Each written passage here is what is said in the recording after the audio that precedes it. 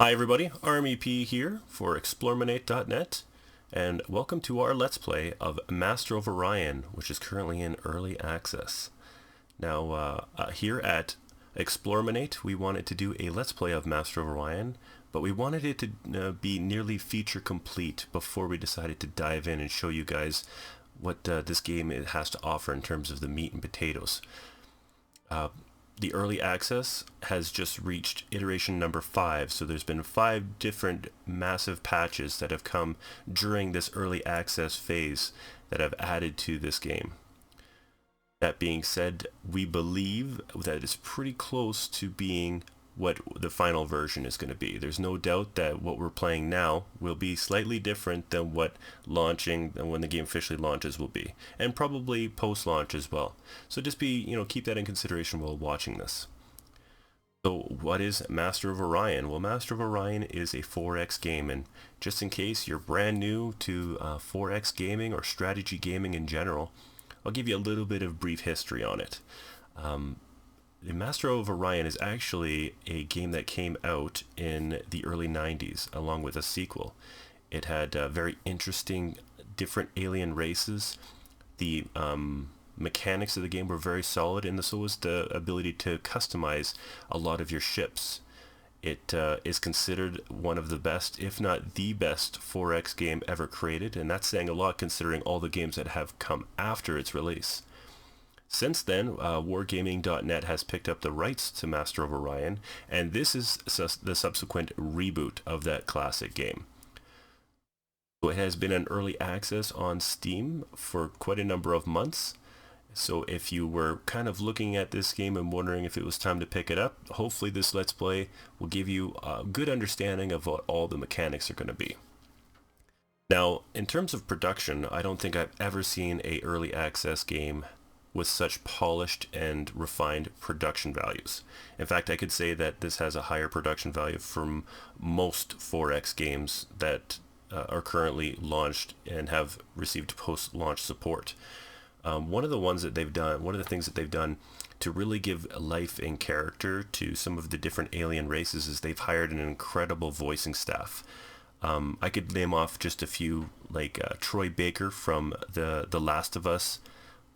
Also, he has an incredibly talented voice actor. If you haven't played The Last of Us, you should, because it's an example of some of the most impressive and heart-wrenching voice acting that exists in gaming altogether. There are a lot of Star Trek different characters that lend their voice here. Actor John Delancey, of course, he played Q in The Next Generation. He's kind of a fan favorite. We've also got Michael Dorn, who I believe narrates most of Master of Orion, and he does an amazing job. And of course, he played Worf in The Next Generation. And, without any doubt, one of the biggest voice actors that decided to jump on board with Master of Orion is Mark Hamill, who plays, of course, Luke Skywalker on the Star Wars series. He's also done quite a bit of voice acting in general for both cartoons and video games. He's lent his name or his voice to play the Joker on the animated series for Batman, and I do believe that he plays the Joker in the Batman Arkham Knight series as well, which is a video game. So they went all out to give this some really good characterization, some feel to it, especially when you're interacting in a diplomacy screen. So that's kind of the background, everybody. What we're going to do is dive in and show some of the mechanics. Now, I've only played this game for about 5 hours, so I haven't got all the way through to... Oh, pardon me, we're going to do one thing here. The game really likes to pipe up and speak a lot during points, and I'm just going to actually let it play out a little bit so you can kind of hear some of the production value and the voice acting, because it's really good. So I will shut up and just let it, but I won't do every one, because then you're sitting here watching nothing but a whole bunch of, introductions. So what we're going to do is, right off the bat, I think what we're going to do is start off as a human. It's a very standard basic race, because it gives us opportunity to see the other alien races that we're interacting with. So I'll go to new game, and we're going to go right to the humans. After ages of internal conflict, and faced with dwindling natural resources on their home planet of Earth, humanity finally came together to form a consolidated government, replacing the many nations once dotting its political landscape. This new government brought unification, eroding long-held distinctions based on race, color, creed, and gender. Humanity thrived and at long last reached for the stars. Now, out of the Sol system, the human republic arises. So this is that's the very base level that you're going to get in terms of narration. I think Michael Dorn did a damn good job there. Of course, it sounds like humans actually did a pretty good job of getting out of the dirt and putting things over on us. So you can kind of see that obviously we've got 3, 6, 9, 11 different races to choose from, including the humans that we are, and a custom race, which means that we can basically just customize different things that we want to do. The races are very unique and dynamic, and they've all got different traits. So for us, we've got Diplomat, which increases our morale and gives us technological available starting technology of government. We're charismatic. We got improved negotiations and disposition. We're good traders, of course, and our security is minus 20%, probably because we love being absolutely free. Now, all these mechanics I'll get into in a little bit later, so we're just going to start this off. Now, I always start off with, when I'm doing a Let's Play on a small map, just because I want to give everybody the chance to interact and see what the diplomacy is. If we put anything on a medium or large, it could be many, many turns until we actually get that done. Everything else looks good. Opponents 3. Yeah, okay. Advanced settings. What do we have here? Random events, retro ships, pirates, monsters. Oh, these are giving away all the goodies of the game. I'll tell you right now, I haven't had a chance, like I said, to play this through all of the iterations from early access number 1 to currently 5, but I do know that they have added things like pirates and space monsters into the game, and I've played for a couple hours and I've seen them, and they're a lot of fun. Okay, so we're loading up our galaxy. I may have to turn the tutorial off because it does pop up quite a bit. I'll be your tutorial in this Let's Play. And I'll let you watch this little screen, and then we're going to jump in it. Fulfilling a dream once thought impossible, all of mankind has come together as a single world of traders and diplomats, explorers and scientists, pressing toward the final frontier. Venturing forth from their blue planet Earth, they now seek to explore space, discover ancient civilizations, and coexist peacefully with their neighbors from a position of strength and solidarity.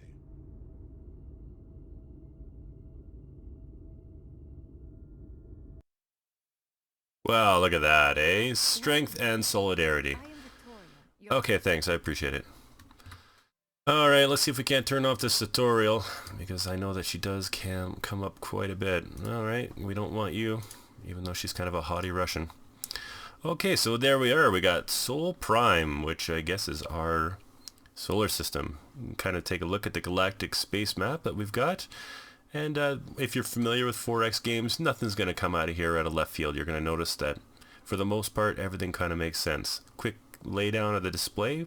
Upper left-hand corner, we've got our BC. I believe that stands for billions of credits. We've got a surplus of plus 12.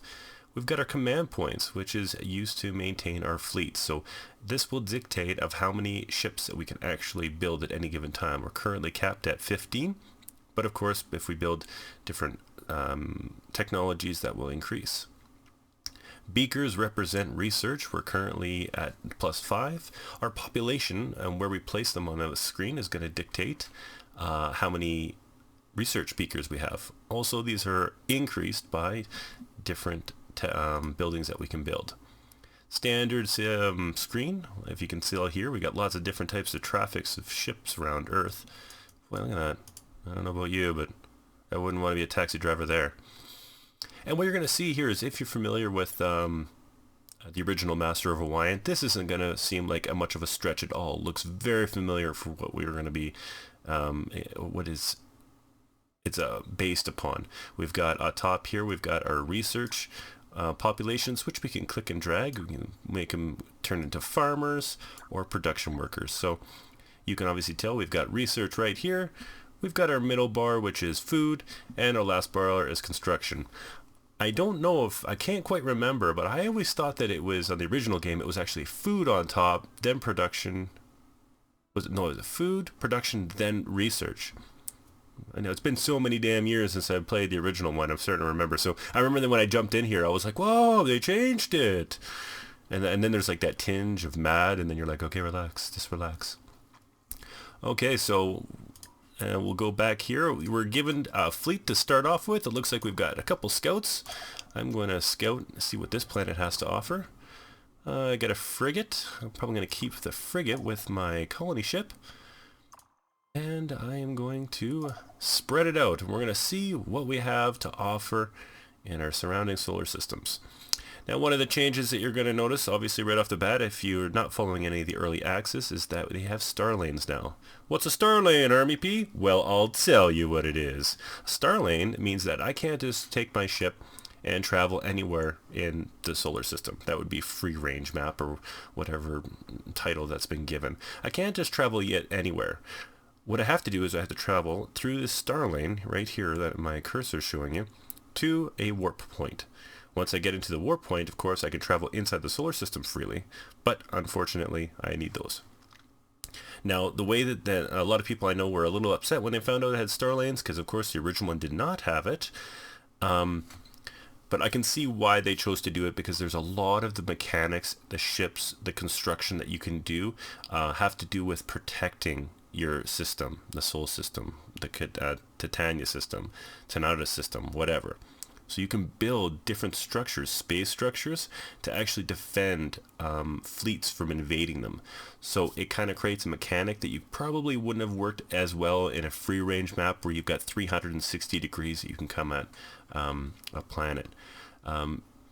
Be it as it may, good or bad, this is a decision they made it with. Me personally, I wasn't the biggest fan of star lanes, but I think that it works in this kind of layout, in this system, the one that they've designed. Our scientists are eager to start. What should we focus on? Yeah, I don't know why. I've played as the humans in my last game, and I just can't get enough of this girl in the tight suit. Maybe it's the Star Trek in me. I don't know.